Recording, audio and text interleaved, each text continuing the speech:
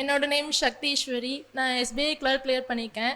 என் journey எங்கேருந்து start ஆச்சுன்னா 2023 தான் பாஸ்ட் அவுட். இன்ஜினியரிங் தான் முடித்தேன். இன்ஜினியரிங் முடித்து யாரும் அது ரிலேட்டடாக போக மாட்டாங்க. அப்படி தான் நானும். எனக்கு ஐடி ஃபீல்ட் இஷ்டம் இல்லை.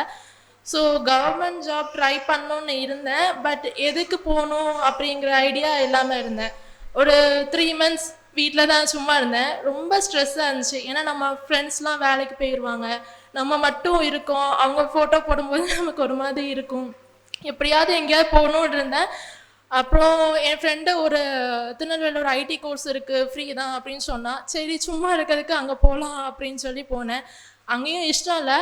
அப்புறம் ஓரளவுக்கு படிச்சுட்டு இருந்தேன். ஒரு 6 months கோர்ஸு. அதுக்கப்புறமா ஜானில் வந்து என் இன்னொரு ஃப்ரெண்டு எஸ்பிஐ கிளர்க் நோட்டிஃபிகேஷன் வந்திருக்கு, நீ வந்து ஜாயின் பண்ணுறியா அப்படின்னு கேட்டா. அவள் ஜாயின் பண்ணுறான்னு சொல்லி போகலாம். பட் ஆனால் கோர்ஸ் கம்ப்ளீட் பண்ணல அதில். சரி நம்ம ஏற்கனவே காலேஜில் அப்பா அம்மா தான் ஃபீஸ் கட்டியிருக்காங்க, அப்புறம் இதை வச்சு தான் படிச்சிருக்கோம், நம்ம ஏதாவது ஜாப் போயிட்டு அதில் ஏர்ன் பண்ணி அதுக்கப்புறமா ஜாயின் பண்ணலான்னு நினச்சேன். ஸோ அதனால் எல்ஐசியில் ஒரு டெம்பரரியாக வேலைக்கு போனேன். அங்கேருந்து ஏர்ன் பண்ணி தான் இங்கே வந்து ஃபீஸ் கட்டி ஜாயின் பண்ணேன். நான் வந்து ஜூனில் தான் ஜாயின் பண்ணேன். சொல்லும் போதே சொன்னேன், எனக்கு 1 year மட்டும் டைம் தாங்க, நான் அதுக்குள்ளே எப்படியாவது கிளியர் பண்ணிடுவேன் அப்படின்னு. ஏன்னா வீட்டில் அலைன்ஸ் பார்க்க ஆரம்பிச்சிட்டாங்க. போவாளா போக மாட்டாளா, பாஸ் ஆவாளா என்னன்னு தெரியல அவங்களுக்கு. ஸோ அதனால் ஒரு கன்ஃபியூஸ்லேயே இருந்தாங்க. நான் அப்புறம் 1 year டைம் கேட்டேன். சரின்னு அக்செப்ட் பண்ணிட்டாங்க. அதுக்கப்புறம் ஆர்ஆர்பி பிஓ எழுதலை, நான் கிளர்க்கு தான் எழுதினேன். அதில் வந்து ப்ரீலிம்ஸ் ஃபஸ்ட் அட்டம்ப்டில் பாஸ் பண்ணிட்டேன். பட் மெயின்ஸ் என்னால் கிளியர் பண்ண முடியல. நான் ஜிகே எவ்வளோவா அப்போ ப்ரிப்பேர் பண்ணலை. அதுக்கப்புறம் மெயின்ஸ், அதுக்கப்புறம் ஐபிபிஎஸ் கிளர்க்கு போனேன், பிஓ போனேன். அதுலேயும் என்னால் மெயின்ஸ் கிளியர் பண்ண முடியல. அடுத்து என்ஐசிஎல் எழுதினேன், அதில் 1 மார்க்கில் போயிட்டு, சரி கண்டிப்பாக இந்த வருஷத்துக்குள்ளே போயிடணும், அப்போ கண்டிப்பாக எஸ்பிஐ தான் இருக்குது அப்படின்னு சொல்லிட்டு எஸ்பிஐ கிளர்க் தான் அப்ளை பண்ணேன். ஹோப்ஃபுல்லி இங்கே வந்துட்டேன்.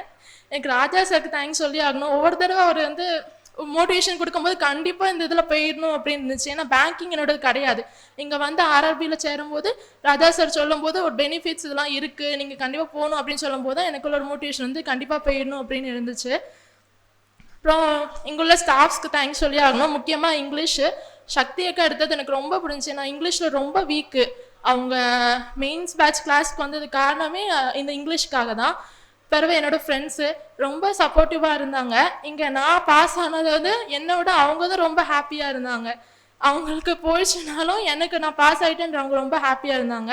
அப்புறம் என்னோடய பேரண்ட்ஸ்க்கு ஒவ்வொரு தடவை ரிசல்ட் வரும்போது நான் அப்பாட்ட சொன்னதே கிடையாது, எங்கள் அம்மாட்ட மட்டும் தான் சொல்வேன். நான் இப்போ எஸ்பிஐ கிளர்க் கிளியர் பண்ணது மட்டும்தான் எங்கள் அப்பாட்ட சொல்லியிருக்கேன். ஏன்னா பயம், ஒரு வேளை திரும்பி அலைன்ஸ் பார்க்க ஆரம்பிச்சிருவாங்களோன்னு. ஸோ அதனால் அம்மாட்ட மட்டும் தான் சொல்லியிருந்தேன். இப்போ லாஸ்ட்டாக எஸ்பிஐ கிளியர் பண்ணும்போது தான் சொல்லியிருந்தேன். ரிசல்ட் வந்ததும் நான் பார்க்கல, அப்படியே வச்சுட்டு இருந்தேன். என்னை evening WhatsApp group SBI JR அச்சுவர்ஸில் ஆட் பண்ணும்போது தான் எனக்கே தெரியும் நான் பாஸ் ஆகிருக்கேன்னு. அதுக்கப்புறம் தான் ரிசல்ட் ஓப்பன் பண்ணி பார்த்து உடனே எங்கள் அம்மாவையும் அப்பாவையும் கூப்பிட்டு சொல்கிறேன். அவங்களுக்கு என்னோடய ஃபேஸ் வச்சு கண்டுபிடிச்சிருவாங்க ஒரு ரிசல்ட் வந்துட்டு அதான் அப்படி அமைதியாகவே இருக்கான்னு. அது வந்தோடனே அவங்க ஒரு மாதிரி ஷாக்கில் நின்னாங்க, நான் என்ன சொல்ல போகிறேன் அப்படின்னு தெரியாமல். பாஸ்ன்னு சொன்னோன்னு தான் அவங்களுக்கு ரொம்ப ஹாப்பி ஆகிட்டு. ஸோ அவங்களுக்கும் தேங்க்ஸ் சொல்லிக்கிறேன். அதான் தேங்க்யூ ஸோ மச். அனைவருக்கும் என் வணக்கத்தை தெரிவித்துக் கொள்கிறேன். அவங்க இதில் படிக்கிறதுல எனக்கு உடன்பாடு இல்லை. என்னோடய வீட்டம்மா தான் இது முழுக்க அவங்களோட முயற்சி தான். நான் இப்போ டெம்பரவரியாக எல்ஐசியில் தான் ஒர்க் பண்ணிகிட்டு இருந்தேன். நான் ரியல் எஸ்டேட் பண்ணுறேன், எல்ஐசி ஏஜெண்ட்டு தான். மற்றபடி நிறைய பிஸ்னஸ் பண்ணுறேன். ஆனால் பாப்பா எனக்கு அச்சீவ் பண்ண ரொம்ப சந்தோஷமாக இருக்குது. இதில் அடிக்கடி ராஜா சாரை பற்றி பெருமையாக சொல்லுவாங்க. ரொம்ப நன்றி சார். நான் மைக் எக்ஸ்பீரியன்ஸ் எனக்கு கொஞ்சம் கம்மி தான், அதனால் இத்துடன் என்னோட உரையை மறுத்துக்கிறேன். நன்றி சார். சுரேஷ் IAS அகாடமி, வெற்றியின் முகவரி.